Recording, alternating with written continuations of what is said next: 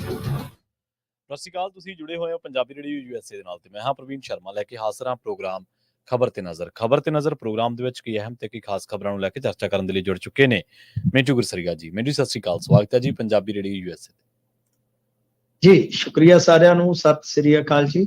ਜੀ ਅੱਗੇ ਵਧਣ ਤੋਂ ਪਹਿਲਾਂ ਧੰਨਵਾਦ ਕਰਦੇ ਚੱਲੀਏ ਸਪਾਂਸਰਸ ਦਾ ਜਿਹੜੇ ਜ਼ਰੀਆ ਬਣਦੇ ਨੇ ਇਹਨਾਂ ਪ੍ਰੋਗਰਾਮਾਂ ਨੂੰ ਤੁਹਾਡੇ ਤੱਕ ਪਹੁੰਚਾਉਣ ਦੇ ਲਈ। ਖਾਲਸਾ ਇੰਸ਼ੋਰੈਂਸ ਏਜੰਸੀ ਵਾਲੇ, ਜਿਨ੍ਹਾਂ ਤੋਂ ਤੁਸੀਂ ਹਰ ਤਰੀਕੇ ਦੀ ਇੰਸ਼ੋਰੈਂਸ ਲੈ ਸਕਦੇ ਹੋ। ਇੰਸ਼ੋਰੈਂਸ ਬਾਰੇ ਪਤਾ ਕਰਨ ਦੇ ਲਈ ਇਹਨਾਂ ਦਾ ਨੰਬਰ ਹੈ 408 272 2500। ਇਹ 1992 ਤੋਂ ਲਗਾਤਾਰ ਇੰਸ਼ੋਰੈਂਸ ਬਿਜ਼ਨਸ ਦੇ ਵਿੱਚ ਸ਼ਾਨਦਾਰ ਸੇਵਾਵਾਂ ਦੇ ਰਹੇ ਨੇ ਤੇ ਅਮਰੀਕਾ ਭਰ ਦੇ ਵਿੱਚ ਇੰਸ਼ੋਰੈਂਸ ਕਰਦੇ ਨੇ। ਅੱਜ ਹੀ ਕਾਲ ਕਰੋ 408 272 2500 ਤੇ ਟਰਕੀਅਨ ਇਮੀਗ੍ਰੇਸ਼ਨ ਲਾ ਫਰਮ ਵਾਲੇ ਜੇ ਟਰਕੀਅਨ ਟੋਰਨੀ ਟਰਕੀਅਨ ਦੇ ਨਾਲ ਤੁਸੀਂ US ਇਮੀਗ੍ਰੇਸ਼ਨ ਬਾਬਤ ਕੋਈ ਵੀ ਸਲਾਹ ਕਰਨੀ ਹੈ, ਕੋਈ ਵੀ ਸਵਾਲ ਪੁੱਛਣਾ ਤੇ ਇਹਨਾਂ ਦਾ ਨੰਬਰ ਹੈ 415 909 0503। Jaswinder Singh, Nachhattar Kaur Nagra Roseville, Charan Singh Sukhwinder Dhaliwal Arizona, Krishan Dhanota Yuba City, Baljinder Singh Nijjar Woodland, Paramjit Kaur Rangi Vacaville, Pritpal Singh Sidhu Fresno, GN ਲਿਊ ਵਾਲੇ ਟਰੱਕ ਵਾਸ਼ ਕਰਦੇ ਨੇ, ਆਇਲ ਚੇਂਜ ਕਰਦੇ ਨੇ, ਏਅਰ ਬ੍ਰੇਕਾਂ ਦਾ ਕੰਮ ਤਸੱਲੀ ਬਖਸ਼ ਕਰਵਾ ਸਕਦੇ। ਨਵੇਂ ਪੁਰਾਣੇ ਟਾਇਰ ਵੀ ਇਹਨਾਂ ਤੋਂ ਮਿਲਦੇ ਨੇ। ਲੋਕੇਸ਼ਨ ਸੈਂਤਾ ਨੀਲਾ ਦੀ ਨਿਮਾ ਸੋਤਾ ਦੇ ਨਾਲ ਗੱਲ ਕੀਤੀ ਜਾ ਸਕਦੀ ਹੈ 209 277 0113 ਤੇ। ਜੱਸੀ ਗਿੱਲ, ਭੁਪਿੰਦਰ ਸਿੰਘ, ਨਿਰਮਲ ਸਿੰਘ ਸੰਧੂ ਫੈਮਿਲੀ ਬੇਕਰਸਫੀਲਡ ਤੇ ਇੰਟਰਲਿਪ ਟਰੱਕ ਸਟਾਪ ਵਾਲੇ, ਇਹਨਾਂ ਸਾਰੇ ਹੀ ਸਪਾਂਸਰਸ ਦਾ ਬਹੁਤ ਬਹੁਤ ਧੰਨਵਾਦ। ਤੇ ਜੇਕਰ ਤੁਸੀਂ ਵੀ ਪੰਜਾਬੀ ਰੇਡੀਓ USA ਦੇ ਇਹਨਾਂ ਪ੍ਰੋਗਰਾਮਾਂ ਨੂੰ ਸਪਾਂਸਰ ਕਰਨਾ ਚਾਹੁੰਦੇ ਹੋ ਤਾਂ ਸਟੂਡੀਓ ਦਾ ਨੰਬਰ ਹੈ 408 272 5200। ਅੱਜ ਦਾ ਇਹ ਖਬਰ ਤੇ ਨਜ਼ਰ ਪ੍ਰੋਗਰਾਮ ਸਾਲ 2024 ਦੀ 10 ਅਪ੍ਰੈਲ ਦਾ ਪ੍ਰੋਗਰਾਮ ਹੈ ਤੇ ਦਿਨ ਅੱਜ ਬੁੱਧਵਾਰ ਹੈ। ਮਿੰਟੂ ਜੀ ਖਬਰਾਂ ਦੇ ਵੱਲ ਆਈਏ। ਸ਼ੁਰੂਆਤ ਕਰੀਏ ਆਮ ਆਦਮੀ ਪਾਰਟੀ ਤੋਂ। ਆਮ ਆਦਮੀ ਪਾਰਟੀ ਦੀ ਕਹਿੰਦੇ ਦਿੱਲੀ ਦੇ ਵਿੱਚ ਇੱਕ ਵਿਕਟ ਡਿੱਗ ਪਈ ਹੈ ਜੀ।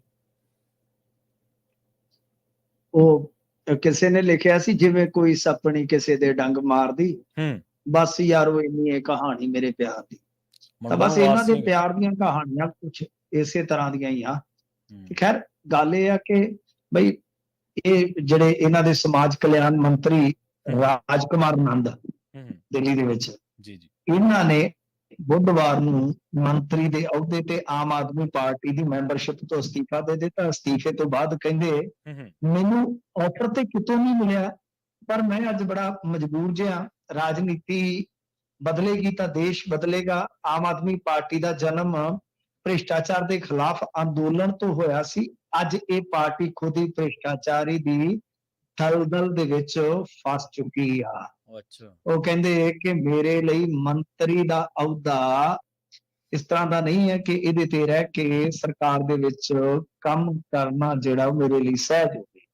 ਇਸ ਲਈ ਮੰਤਰੀ ਦਾ ਅਹੁਦਾ ਤੇ ਪਾਰਟੀ ਛੱਡੀ, ਕਿਉਂਕਿ ਮੈਂ ਇਹਨਾਂ ਭ੍ਰਿਸ਼ਟ ਆਚਰਣਾਂ ਦੇ ਵਿੱਚ ਆਪਣਾ ਨਾਂ ਨਹੀਂ ਲਿਖਵਾਉਣਾ ਚਾਹੁੰਦਾ।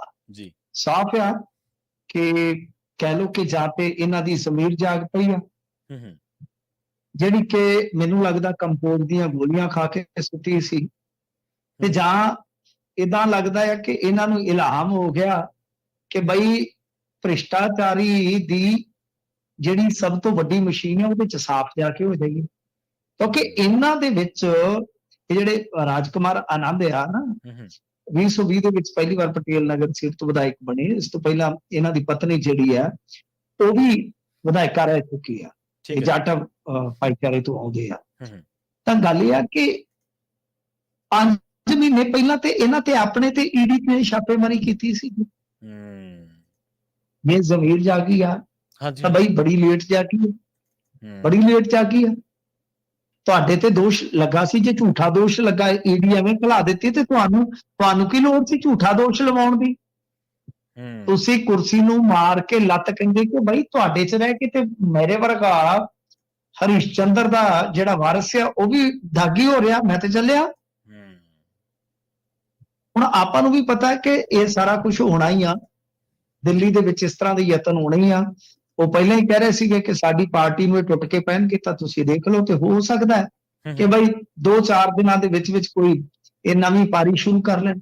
ਜੇ ਨਾ ਵੀ ਕਰਨ ਕੋਈ ਗੱਲ ਨਹੀਂ ਹੈ, ਪਾਰੀ ਦੀ ਸੈਟਿੰਗ ਹੋ ਚੁੱਕੀ ਹੁੰਦੀ ਹੈ ਕਿ ਕੋਈ ਗੱਲ ਨਹੀਂ, ਅਜੇ ਇੰਤਜ਼ਾਰ ਕਰ, ਥੋੜੇ ਇੰਤਜ਼ਾਰ ਦਾ ਮਜ਼ਾ ਲੀਜੀਏ ਤੇ ਉਸ ਤੋਂ ਬਾਅਦ ਫਿਰ ਤੈਨੂੰ ਸੈੱਟ ਕਰ ਦੇਵਾਂਗੇ। ਤਾਂ ਖੈਰ ਗੱਲ ਇਹ ਹੈ ਕਿ ਆਮ ਆਦਮੀ ਪਾਰਟੀ ਵਾਸਤੇ ਦਿੱਲੀ ਦੇ ਵਿੱਚ ਇੱਕ ਤਰ੍ਹਾਂ ਨਾਲ ਕਹਿ ਲਓ ਕਿ ਜਿਹੜਾ ਉਹ ਡਰ ਸੀਗਾ ਨਾ, ਉਹ ਹੁਣ ਸੱਚ ਸਾਬਤ ਹੁੰਦਾ ਨਜ਼ਰ ਆਵੇਗਾ। ਜੇ ਇੱਕ ਵਿਕਟ ਡਿੱਗੀ ਆ ਤਾਂ ਹੋ ਸਕਦਾ ਯਤਨ ਹੋਏਗਾ ਕਿ ਆਂਦੇ ਹੁੰਦੇ ਆ ਨਾ ਕਿ ਲੋਹਾ ਗਰਮ ਹੈ ਮਾਰ ਦਿਓ ਥੋੜਾ, ਤੇ ਕੁਝ ਲੋਕ ਆਂਦੇ ਆ ਕਿ ਜੇ ਥੋੜਾ ਮਤਲਬ ਕਿ ਮਾਰਨਾ ਲੋਹੇ ਗਰਮ ਤੇ ਜੇ ਲੋਹਾ ਅੱਗੋਂ ਗਰਮ ਨਹੀਂ ਮਿਲਦਾ ਤੇ ਲੋਹੇ ਨੂੰ ਗਰਮ ਕਰਨ ਵਾਸਤੇ ਥੋੜਾ ਮਾਰ ਦਿਓ। ਜ਼ਰੂਰੀ ਹੈ ਕਿ ਉਡੀਕ ਕਰਨੀ ਹੈ। ਜੀ ਇਸ ਤਰ੍ਹਾਂ ਦੀ ਵੀ ਸੂਰਤ ਹਾਲ ਰਾਜਨੀਤੀ 'ਚ ਬਣ ਜਾਂਦੀ ਆ। ਬਾਕੀ ਬਈ ਹੁਣ ਤੁਹਾਨੂੰ ਪਤਾ ਹੀ ਆ, ਜੇ ਉੱਥੇ ਚਲੇ ਜਾਂਦੇ ਆ ਤਾਂ ਉੱਥੇ ਤਾਂ ਮਸ਼ੀਨ 'ਚ ਪੈ ਕੇ ਇਹਨਾਂ ਨੇ ਸਾਫ਼ ਸੁਥਰੇ ਹੋ ਜਾਣਾ। ਫਿਰ ਤਾਂ ਜਿਹੜੇ ਰੇਡ ਰੂਡ ਪਏ ਆ ਹਾਂਜੀ ਉਹ ਵੀ ਮਤਲਬ ਕਿ ਕਹਿ ਸਕਦੇ ਆ ਕਿ ਬਈ ਠੀਕ ਠਾਕ ਆ। ਹੋਰ ਆਮ ਆਦਮੀ ਪਾਰਟੀ ਵਾਲੇ ਕੀ ਕਹਿਣਗੇ ਹੁਣ? ਬਾਕੀ ਤੁਹਾਨੂੰ ਪਤਾ ਹੀ ਹੈ, ਇਹਨਾਂ ਨੇ ਵੀ ਉਹੀ ਕੀਤਾ, ਕਹੀਂ ਕਾ ਇੱਟ ਕਹੀਂ ਕਾ ਰੋੜਾ, ਭਾਨੂਪਤੀ ਨੇ ਕੁਨਬਾ ਜੋੜਾ। ਇਹਨਾਂ ਨੇ ਵੀ ਤੇ ਇਸੇ ਤਰ੍ਹਾਂ ਹੀ ਇਕੱਠੇ ਕੀਤੇ ਸੀਗੇ ਨਾ, ਹੁਣੇ ਕੋਈ ਕਰ ਸਕਦੇ ਆ। ਹੁਣ ਤੇ ਇਹੋ ਹੀ ਕਹਿ ਸਕਦੇ ਆ, ਮੁਸਾਫਰ ਜਾਣੇ ਵਾਲੇ ਨਹੀਂ ਫਿਰ ਆने ਵਾਲੇ, ਚਲੋ ਇੱਕ ਦੂਸਰੇ ਕੋ ਕਰੇ ਰੱਬ ਕੇ ਹਵਾਲੇ। ਬਸ ਇਹੀ ਹੈ ਕਿ ਤੁਸੀਂ ਆਪਣੇ ਰਸਤੇ ਤੇ ਅਸੀਂ ਆਪਣੇ ਰਸਤੇ, ਖਾਏ ਪੀਏ ਖਿਸਕੇ, ਬਸ ਆਹੀ ਮਾਹੌਲ ਹੁੰਦਾ। ਤਾਂ ਖੈਰ ਇਹ ਕਰਮਾਂ ਦਾ ਫਲ ਹੈ। ਅਸੀਂ ਇਹ ਵੀ ਇਸੇ ਤਰ੍ਹਾਂ ਹੀ ਕਰਦੇ ਆ ਪੰਜਾਬ ਦੇ ਵਿੱਚ ਵੀ। ਤੇ ਇਹਨਾਂ ਨੇ ਆ ਵੇਖ ਲਓ 75% ਐਂ ਇਕੱਠੇ ਕੀਤੇ, ਅਜੇ ਵੀ ਜੋੜ ਤੋੜ ਜਾਰੀ ਹੈ। ਉੱਥੇ ਵੀ ਦਿੱਲੀ ਦੇ ਵਿੱਚ ਵੀ ਇਹਨਾਂ ਦੀ ਲੀਡਰਸ਼ਿਪ ਦੇ ਵਿੱਚ ਇਸ ਤਰ੍ਹਾਂ ਦੇ ਬਤੇਰੇ ਮਿਲ ਜਾਣ ਤੁਹਾਨੂੰ, ਇਧਰੋਂ ਉਧਰੋਂ ਆਏ ਦਿਖਾਈ ਦੇਣਗੇ। ਹੁਣ ਹੌਲੀ ਹੌਲੀ ਚਲੇ ਜਾਂਦੇ ਆ, ਤੁਰੇ ਜਾਂਦੇ ਆ। ਪਰ ਚਲੋ ਇੱਕ ਵਿਕਟ ਡਿੱਗੀ ਆ, ਕਹਿ ਸਕਦੇ ਆ ਕਿ ਗਾਂ ਹੁਣ ਸੰਭਲ ਗਏ ਕਿ ਨਹੀਂ ਸੰਭਲ ਗਏ। ਪਰ ਤੁਸੀਂ ਇੱਕ ਵੇਖੋ ਕਿ ਚੱਡਾ ਬਾਰੇ ਵੀ ਤਾਂ ਕਿੱਡੀ ਵੱਡੀ ਗੱਲ ਹੈ ਨਾ, ਕਿ ਘਰ ਵਾਲੀ ਉਹਦੀ ਪਰਤਾ ਹੀ ਆ ਪਰਨੀਤੀ ਚੋਪੜਾ। 10 ਦਿਨ ਪਹਿਲਾਂ ਰਾਘਵ ਚੱਡਾ ਉਹ ਮੁੜਦਾ ਹੀ ਨਹੀਂ ਹੈ, ਢਿੱਲੀ ਪੈ ਗਈ ਗੱਲ ਦੀ ਗਾਨੀ, ਤੂੰ ਪਰਦੇਸੋਂ ਨਹੀਂ ਮੁੜਿਆ। ਉਹ ਪਰਦੇਸੋਂ ਹੀ ਨਹੀਂ ਮੁੜ ਰਿਹਾ। ਤੇ ਖਬਰ ਇਹ ਆ ਕਿ ਜੇ ਉਹ ਮੁੜੇਗਾ ਤੇ ਜਾਂ ਤਾਂ ਉਹ ਤੁਹਾਨੂੰ ਕਿਸੇ ਮਤਲਬ ਕਿ ਕੇਜਰੀਵਾਲ ਦੇ ਅੰਗ ਸੰਗ ਮਿਲੇਗਾ ਤੇ ਜਾਂ ਕਮਲ ਖਿਲੇਗਾ, ਇਹ ਵੀ ਕਿਹਾ ਜਾ ਰਿਹਾ। ਸੋ ਇਸ ਕਰਕੇ ਬਹੁਤ ਸਾਰੀਆਂ ਚਰਚਾਵਾਂ ਚੱਲਦੀਆਂ ਨੇ ਹਜ਼ੂਰ, ਦੇਖੋ ਅੱਗੇ ਕੀ ਬਣਦਾ। ਪਰ ਆਮ ਆਦਮੀ ਪਾਰਟੀ ਨੂੰ ਦਿੱਲੀ 'ਚ ਇੱਕ ਝਟਕਾ ਜ਼ਰੂਰ ਲੱਗਾ ਜੀ। ਉਧਰੋਂ ਸੁਣਦੇ ਆ ਵੀ ਖਹਿਰਾ ਦੇ ਕੇਸ ਦੇ ਵਿੱਚ ਵੀ ਸਰਕਾਰ ਨੇ ਯੂ ਟਰਨ ਮਾਰ ਲਿਆ ਜੀ। ਹਾਂਜੀ, ਗੱਲ ਇਹ ਆ ਕਿ ਹੁਣ ਕੀ ਆਖੀਏ, ਇੱਕ ਨਾ ਪੰਜਾਬੀ 'ਚ ਕਹਾਵਤ ਆ, ਉਹ ਫਿਰੇ ਨੱਥ ਕਢਾਉਣ ਨੂੰ ਤੇ ਉਹ ਫਿਰੇ ਨੱਕ ਵਢਾਉਣ। ਇੱਥੇ ਹਾਲ ਆ, ਇਹਨਾਂ ਦੇ ਮੰਤਰੀ ਤੇ ਕਹਿੰਦੇ ਸਨ ਕਿ ਖਹਿਰਾ ਜਿਹੜਾ ਉਹ ਤਸਕਰ ਹੈ, ਤੇ ਜਿਹੜੇ ਇਹਨਾਂ ਦੇ ਹੈਗੇ ਨੇ ਆਈਟੀ ਚੱਲ ਵਾਲੇ, ਉਹਨਾਂ ਨੇ ਤੇ ਜ਼ੋਰ ਲਾਇਆ ਪੂਰਾ ਕਿ ਬਈ ਇੱਥੇ ਸਾਡੀ ਮਤਲਬ ਕਿ ਜ਼ੋਰਦਾਰ ਮੰਗਿਆ ਕਿ ਖਹਿਰਾ ਨੂੰ ਅੰਦਰ ਸੁੱਟੋ, ਖਹਿਰਾ ਤਸਕਰ ਆ, ਫਲਾਂ ਫਲਾਂ ਫਲਾਂ ਫਲਾਂ। ਤੇ ਜੇ ਉਹਨਾਂ ਨੇ ਇੰਨਾ ਜ਼ੋਰ ਲਾਇਆ, ਉਹਨਾਂ ਦੀਆਂ ਸਟੇਟਮੈਂਟਾਂ, ਇਹਨਾਂ ਦੇ ਜਿਹੜੇ ਬੁਲਾਰੇ ਵਗੈਰਾ ਆ, ਉਹ ਹਾਲੇ ਪਈਆਂ, ਤੇ ਉੱਤੋਂ ਸਰਕਾਰ ਜੇ ਇਸ ਤਰ੍ਹਾਂ ਦਾ ਯੂ ਟਰਨ ਮਾਰ ਰਹੀ ਹੈ, ਤਾਂ ਮੈਨੂੰ ਲੱਗਦਾ ਕਿ ਆਉਣ ਵਾਲੇ ਸਮੇਂ ਦੇ ਵਿੱਚ ਇਹ ਗੱਲ ਇਹਨਾਂ ਦੇ ਸਮਰਥਕਾਂ ਨੂੰ ਬਕਾਇਦਾ ਪੋਸਟ ਦੇ ਥੱਲੇ ਲਿਖਣੀ ਪਿਆ ਕਰੇਗੀ ਕਿ ਨੋਟ ਪੋਸਟ ਸੋਧ ਕੇ ਯੂ ਟਰਨ ਵਾਲੀ ਕੀਤੀ ਜਾ ਸਕਦੀ ਹੈ ਜੀ। ਮਤਲਬ ਕਿ ਥੱਲੇ ਡਿਸਕਲੇਮਰ ਹੀ ਦਿੱਤਾ ਹੋਇਆ ਕਰੂਗਾ ਕਿ ਸਾਡੀ ਸਰਕਾਰ ਕਿਸੇ ਵੇਲੇ ਵੀ, ਕਿਉਂਕਿ ਅਸੀਂ ਤੇ ਰਫੂ ਕਰ ਰਹੇ ਹਾਂ, ਅਸੀਂ ਤੇ ਸੂਈ ਚੋਂ ਕੰਧੋਈ ਚੋਂ ਧਾਗਾ ਕੱਢਣਾ ਹੀ ਨਹੀਂ, ਸੁੱਤੇ ਪਏ ਵੀ ਅਸੀਂ ਤੇ ਰਫੂ ਲਾਈ ਜਾਂਦੇ ਹਾਂ ਜੀ। ਪਰੰਤੂ ਹੋ ਸਕਦਾ ਹੈ ਕਿ ਬਈ ਇਸੇ ਪੋਸਟ ਨੂੰ ਅਸੀਂ ਫਿਰ ਬੇਸ਼ਰਮੀ ਨਾਲ ਯੂ ਟਰਨ ਵਾਲੀ ਕਰ ਦਈਏ ਕਿ ਸਰਕਾਰ ਨੇ ਹੁਣ ਫੈਸਲਾ ਬਦਲ ਲਿਆ। ਦੇਖੋ ਮੀਡੀਆ 'ਚ ਜਿਹੜੀਆਂ ਰਿਪੋਰਟਾਂ ਆਈਆਂ ਨੇ, ਬਾਕੀ ਗੱਲ ਜਿਹੜੀ ਆ ਉਹ ਸਵੇਰੇ ਪਤਾ ਲੱਗੂਗੀ ਜਦੋਂ ਕੋਈ ਡਿਟੇਲ ਆਰਡਰ ਹੱਥ ਲੱਗਾ। ਜੋ ਮੀਡੀਆ ਰਿਪੋਰਟਾਂ ਨੇ ਕਿ ਸੁਖਪਾਲ ਖਹਿਰਾ ਦੇ ਨਾਲ ਜੁੜੇ ਮਾਮਲੇ ਦੇ ਵਿੱਚ ਅੱਜ ਸੁਣਵਾਈ ਸੀ ਸੁਪਰੀਮ ਕੋਰਟ ਦੇ ਵਿੱਚ, ਤੇ ਇਸ ਮੌਕੇ ਤੇ ਸਰਕਾਰ ਨੇ ਅਦਾਲਤ ਨੂੰ ਦੱਸਿਆ ਕਿ ਇਸ ਮਾਮਲੇ ਦੇ ਵਿੱਚ ਸੁਖਪਾਲ ਸਿੰਘ ਖਹਿਰਾ ਦੇ ਖਿਲਾਫ ਟ੍ਰਾਇਲ ਨੂੰ ਅੱਗੇ ਨਹੀਂ ਵਧਾਇਆ ਜਾਵੇਗਾ ਜੀ ਜੀ। ਤੇ ਇਸ ਤੇ ਕਹਿ ਲਓ ਕਿ ਜੋ ਸਿਖਰਲੀ ਅਦਾਲਤ ਹੈ ਉਸਨੇ ਸਰਕਾਰ ਨੂੰ ਲਿਖਤ ਜਵਾਬ ਦਾਖਲ ਕਰਨ ਦੇ ਲਈ 4 ਹਫ਼ਤੇ ਦਾ ਸਮਾਂ ਦੇ ਦਿੱਤਾ। ਤੇ ਫਿਰ ਸਾਫ਼ ਹੈ, ਜੇ ਮੀਡੀਆ ਰਿਪੋਰਟਾਂ ਦਾਅਵਾ ਕਰ ਰਹੀਆਂ ਨੇ ਤੇ ਹੁਣ ਤੱਕ ਕਈ ਘੰਟੇ ਬੀਤ ਗਏ ਨੇ, ਲਗਭਗ 2-3 ਵਜੇ ਖਬਰ ਆਈ, ਮੈਂ ਵੀ ਗੁਸਰ ਗਿਆ, ਨਹੀਂ ਤੇ ਮਹਿਤਾਬ ਸਿੰਘ ਖਹਿਰਾ ਤੋਂ ਪੁੱਛਿਆ ਜਾ ਸਕਦਾ ਸੀਗਾ। ਤੁਸੀਂ ਹੁਣ ਪੁੱਛ ਸਕਦੇ ਹੋ, ਜੇ ਤੁਹਾਡੇ ਕੋਲ ਸੰਪਰਕ ਹੈ ਤਾਂ ਤੁਸੀਂ ਕਨਫਰਮ ਕਰ ਲੈਣਾ ਕਿ ਜੇ ਇਹਨਾਂ ਨੇ ਇਸ ਤਰ੍ਹਾਂ ਜਾ ਕੇ ਕਿਹਾ ਤੇ ਫਿਰ ਤਾਂ ਤੁਸੀਂ ਸਮਝ ਸਕਦੇ ਹੋ ਕਿ ਕੇਸ ਦਾ ਭਵਿੱਖ ਜਿਹੜਾ ਉਹ ਕੀ ਹੋਏਗਾ। ਪਰ ਮੈਂ ਤੁਹਾਨੂੰ ਜਿਹੜੀ ਗੱਲ ਦੱਸ ਰਿਹਾ ਹਾਂ ਕਿ ਜੋ ਮੰਤਰੀ ਜਾਂ ਜਿਹੜੇ ਇੱਥੇ ਹੈਗੇ ਇਹਨਾਂ ਦੇ ਸਪੋਕਸ ਪਰਸਨ, ਉਹਨਾਂ ਨੇ ਜਿਹੜੀ ਬਿਆਨਬਾਜ਼ੀ ਕੀਤੀ ਫਿਰ ਉਹਦਾ ਕੀ ਬਣੇਗਾ। ਤੇ ਦੂਜੀ ਗੱਲ ਇਹ ਹੈ ਕਿ ਮੈਂ ਅੱਗੇ ਵੀ ਤੁਹਾਨੂੰ ਕਿਹਾ ਸੀਗਾ, ਸ਼ਾਇਦ ਯਾਦ ਹੋਏਗਾ, ਮੈਂ ਸਾਰਿਆਂ ਮੰਚਾਂ ਤੇ ਜਿੱਥੇ ਜਿੱਥੇ ਵੀ ਮੈਂ ਜਾਣਾ, ਮੈਂ ਇੱਕੋ ਗੱਲ ਕਹੀ ਸੀ ਕਿ ਸੁਖਪਾਲ ਸਿੰਘ ਖਹਿਰਾ ਨੂੰ ਇਹਨਾਂ ਨੇ ਬਹੁਤ ਵੱਡਿਆਂ ਕਰ ਦਿੱਤਾ ਸਿਆਸੀ ਤੌਰ ਤੇ ਜੀ। ਸੁਖਪਾਲ ਖਹਿਰਾ ਨਾਲੇ ਮੰਡੇਲਾ ਪੜ੍ਹ ਆਇਆ, ਨਾਲੇ 4 ਦਿਨ ਉਹਨੇ ਖਾਣ ਪਾਣ ਤੇ ਧਿਆਨ ਦਿੱਤਾ, ਤੇ ਉਸ ਤੋਂ ਬਾਅਦ ਤੁਸੀਂ ਆ ਕੇ ਵੇਖ ਲਓ ਕਿ ਹੁਣ ਸੁਖਪਾਲ ਖਹਿਰਾ ਕਿੱਥੇ ਸੀ ਤੇ ਕਿੱਥੇ ਆ। ਪਹਿਲੀ ਵਾਰ ਜੇਲ੍ਹ ਦੇ ਵਿੱਚ ਗਿਆ ਤੇ ਹਾਰਦਾ ਬਾਜੀ ਜਿੱਤ ਗਿਆ। ਦੂਜੀ ਵਾਰ ਭੁਲੱਥ ਤੋਂ ਅੱਗੇ ਵੱਧਦਾ ਤੁਸੀਂ ਵੇਖ ਲਓ ਕਿ ਸੰਗਰੂਰ ਤੱਕ ਉਹ ਪੈਰ ਜਮਾਈ ਬੈਠਾ। ਸੋ ਇਸ ਵਾਸਤੇ ਸੁਖਪਾਲ ਸਿੰਘ ਖਹਿਰਾ ਨੂੰ ਇਹ ਮਾਮਲਾ ਰਾਸ ਹੀ ਆਇਆ ਹੁਣ ਤੱਕ। ਪਰ ਜੇ ਇਸ ਤਰ੍ਹਾਂ ਯੂ ਟਰਨ ਮਾਰ ਰਹੇ ਆ ਤਾਂ ਫਜ਼ੀਅਤ ਹੋਏਗੀ। ਇੱਕ ਹੋਰ ਮਾਮਲੇ ਦੇ ਵਿੱਚ ਵੀ ਪੰਜਾਬ ਸਰਕਾਰ ਦੀ ਫਜ਼ੀਅਤ ਹੋਏਗੀ, ਜਿੰਨਾ ਹੀ ਕੋਈ ਜਾਣਕਾਰੀ ਮਿਲ ਰਹੀ ਆ ਕਿ ਪ੍ਰੀਤਪਾਲ ਦੇ ਮਾਮਲੇ ਦੇ ਵਿੱਚ ਵੀ ਹਾਈ ਕੋਰਟ 'ਚ ਸਰਕਾਰ ਨੇ ਲਿਖ ਕੇ ਦਿੱਤਾ ਹੈ ਕਿ ਭਾਈ ਇਹਨੂੰ ਹਰਿਆਣੇ ਦੇ ਅਧਿਕਾਰ ਖੇਤਰ 'ਚੋਂ ਹੀ ਚੁੱਕਿਆ ਗਿਆ ਸੀ। ਜੀ ਜੀ। ਤਾਂ ਖੈਰ ਸਰਕਾਰ ਕੀ ਕਰਦੀ ਫਿਰਦੀ ਹੈ ਉਹ ਸਰਕਾਰ ਜਾਣੇ, ਪਰ ਸੁਖਪਾਲ ਸਿੰਘ ਖਹਿਰਾ ਦੇ ਮਾਮਲੇ ਦੇ ਵਿੱਚ ਇਹ ਗੱਲ 100% ਸਹੀ ਆ, ਸਪਸ਼ਟ ਆ ਕਿ ਸੁਖਪਾਲ ਸਿੰਘ ਖਹਿਰਾ ਨੂੰ ਇਹਨਾਂ ਨੇ ਖਿੱਚ ਖਿਚਾ ਕੇ ਪੂਰੇ ਪੰਜਾਬ ਦਾ ਨੇਤਾ ਬਣਾ ਦਿੱਤਾ। ਤੇ ਆਉਣ ਵਾਲੇ ਸਮੇਂ ਦੇ ਵਿੱਚ ਸੁਖਪਾਲ ਖਹਿਰਾ, ਉਹ ਜਿਵੇਂ ਗਾਣਾ ਸੀ ਨਾ, ਹੁਣ ਤੈਨੂੰ ਟੱਕਰਾਂਗੇ ਸੱਜਰੇ ਸ਼ਰੀਕ ਤੇਰੇ ਬਣ ਕੇ, ਤੇ ਇਹਨਾਂ ਨੂੰ ਟੱਕਰੇਗਾ ਵੀ ਸੱਜਰੇ ਸ਼ਰੀਕ ਬਣ ਕੇ। ਜੀ। ਤਰਨਜੀਤ ਸਿੰਘ ਸੰਧੂ ਨੂੰ ਕਹਿੰਦੇ Y+ CRPF ਦੀ ਸੁਰੱਖਿਆ ਕਵਰ ਪ੍ਰਦਾਨ ਕੀਤਾ ਗਿਆ, ਕੀ ਗੱਲ ਵਿਰੋਧ ਜ਼ਿਆਦਾ ਹੋ ਰਿਹਾ ਜੀ ਤਾਂ ਕਰਕੇ?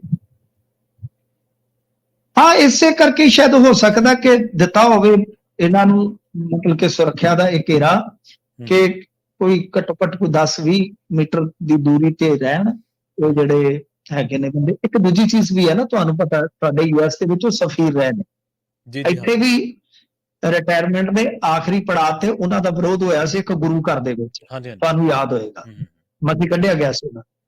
ਤਾਂ ਹੋ ਸਕਦਾ ਬਥੇਰਾ ਕੁਝ, ਮਤਲਬ ਕਿ ਤੁਹਾਨੂੰ ਪਤਾ ਹੀ ਆ, ਸੋਚਿਆ ਜਾਂਦਾ, ਵਿਚਾਰਿਆ ਜਾਂਦਾ ਕਿ ਕੋਈ ਭੀੜ ਦੇ ਵਿੱਚੋਂ ਨੁਕਸਾਨ ਨਾ ਕਰ ਦੇਵੇ। ਠੀਕ ਹੈ ਨਾ ਜੀ, ਮੈਂ ਜਿਹੜੀ ਗੱਲ ਕਹਿ ਰਿਹਾ ਕਿ ਕੋਈ ਹੁੰਦਾ ਹੀ ਆ ਕਿ ਕੱਲ ਨੂੰ ਕੋਈ ਕਰਵਾ ਨਾ ਦੇਵੇ, ਕਰ ਨਾ ਦੇਵੇ, ਹਮਲਾ ਨਾ ਹੋ ਜਾਵੇ।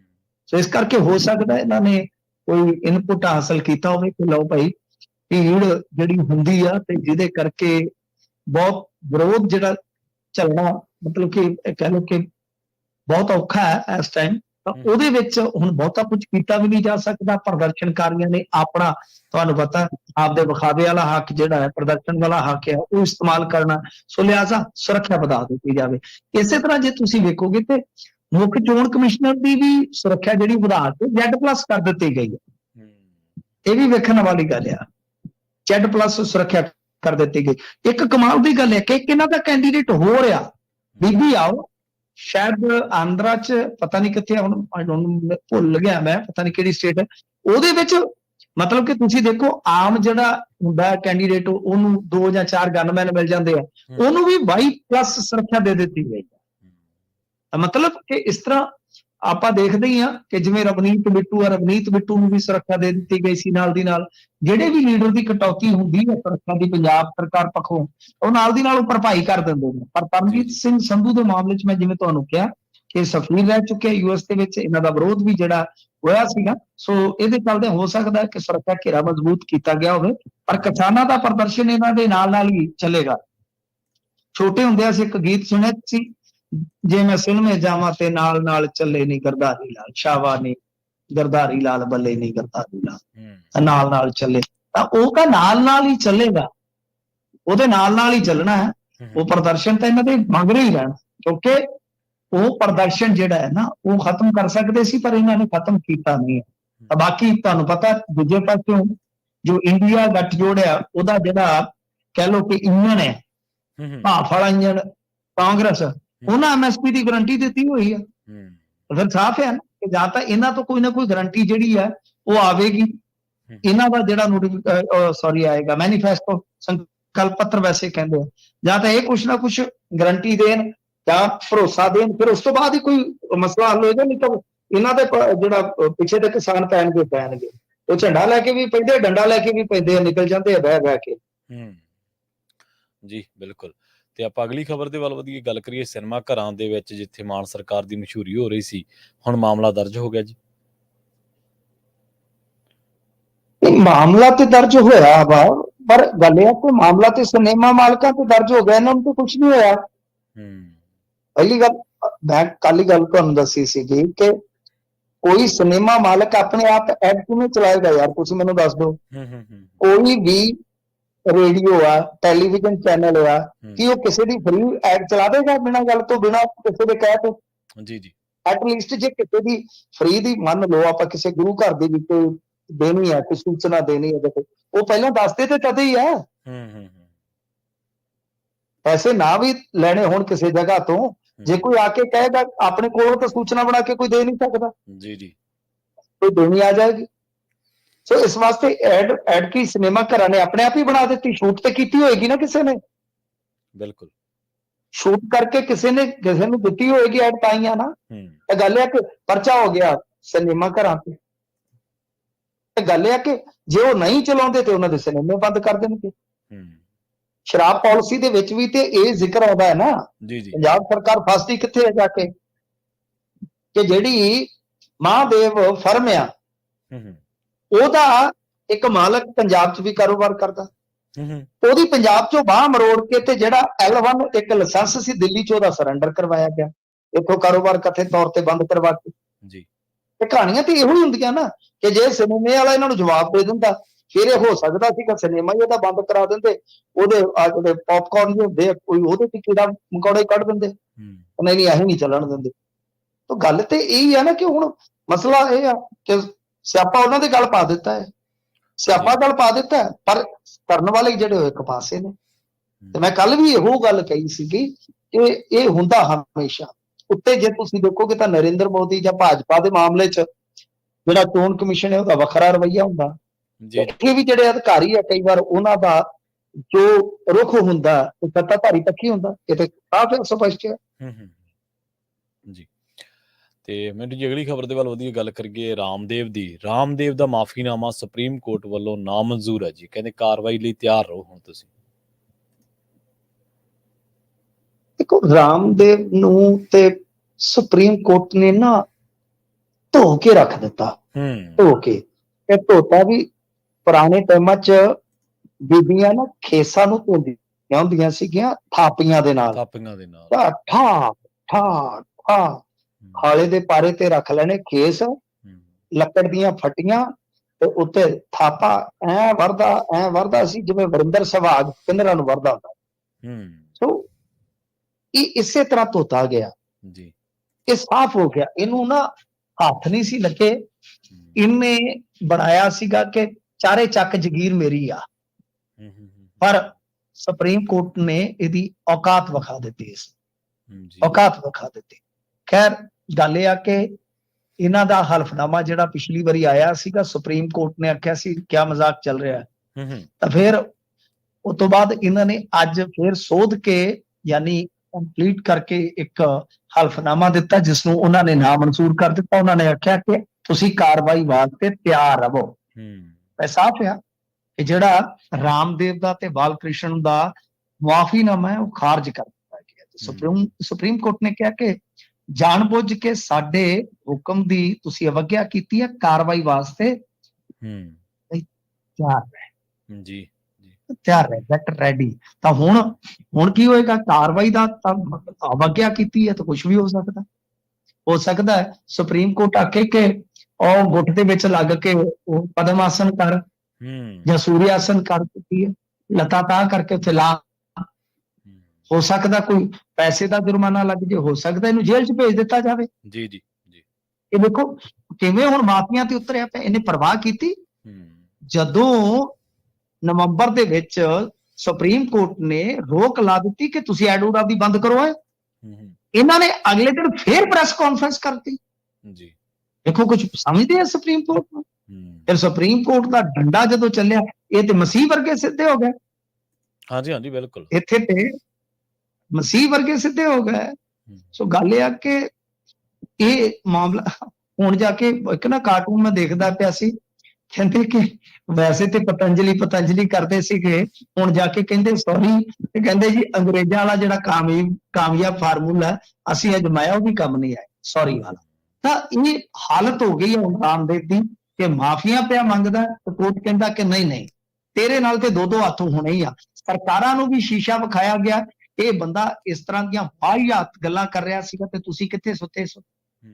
ਐਲੋਪੈਥੀ ਤੇ ਸਵਾਲ ਚੁੱਕਣੇ, ਐੜਾਂ ਦੇ ਰਹੀਆਂ, ਸੁਪਰੀਮ ਕੋਰਟ ਦੇ ਹੁਕਮ ਦੀ ਉਲੰਘਣਾ ਕਰਨੀ, ਫਿਰ ਅੱਧ ਅਧੂਰਾ ਹਲਫਨਾਮਾ ਦੇਣਾ। ਸੋ ਇਹ तमाम ਚੀਜ਼ਾਂ ਜਿਹੜੀਆਂ ਨੇ ਉਹ ਇਹਦੇ ਉਲਟ ਗਈਆਂ ਤੇ ਉਹਨਾਂ ਨੇ ਇਹਦੇ ਪੂਰੇ ਕਹਿ ਲਓ ਕਿ ਤੌਰ ਕਮਾਏ ਹੋਏ ਨੇ ਇਸ ਵੇਲੇ। ਹੁਣ ਵੇਖੋ ਤਾਂ ਸੁਪਰੀਮ ਕੋਰਟ ਇਸ ਮਾਮਲੇ ਦੇ ਵਿੱਚ ਕੀ ਫੈਸਲਾ ਦਿੰਦਾ ਹੈ। 16 ਅਪ੍ਰੈਲ ਨੂੰ ਇਸ ਮਾਮਲੇ ਦੀ ਅਗਲੀ ਜਿਹੜੀ ਆ ਉਹ ਸੁਣਵਾਈ ਹੋਏਗੀ।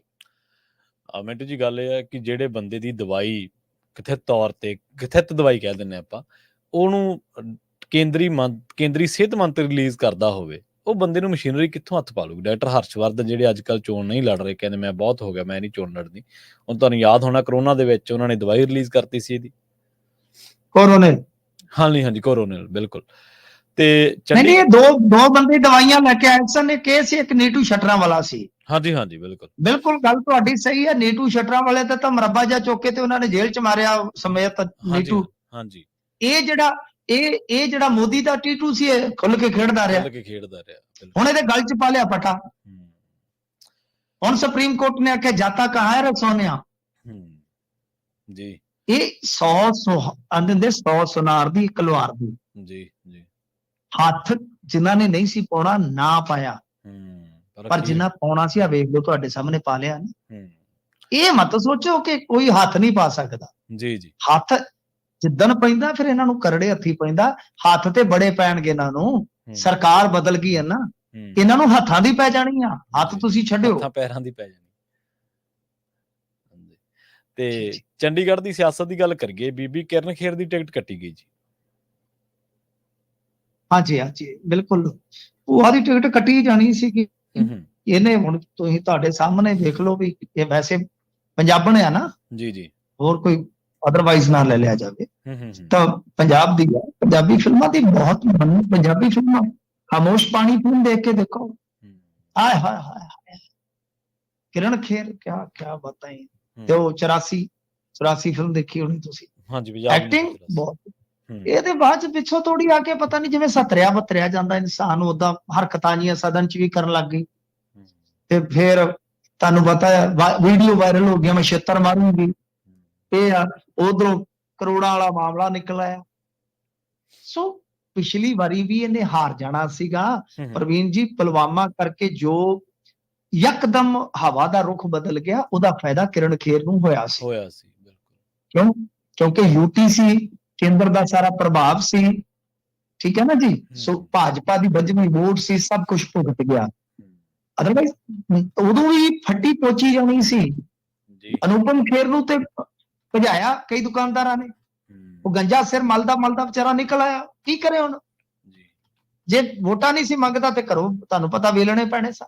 ਹਾਂਜੀ ਬਿਲਕੁਲ। ਵੋਟ ਮੰਗਦਾ ਸੀ, ਅੱਗੋਂ ਲੋਕ ਟੁੱਟ ਕੇ ਪੈਂਦੇ ਸੀ। ਬੰਦਾ ਜਾਵੇ ਤੇ ਜਾਵੇ ਕੀ? ਅੱਗੇ ਖੂਹ ਪਿੱਛੇ ਖਾਤਾ ਕਰੇਗੀ।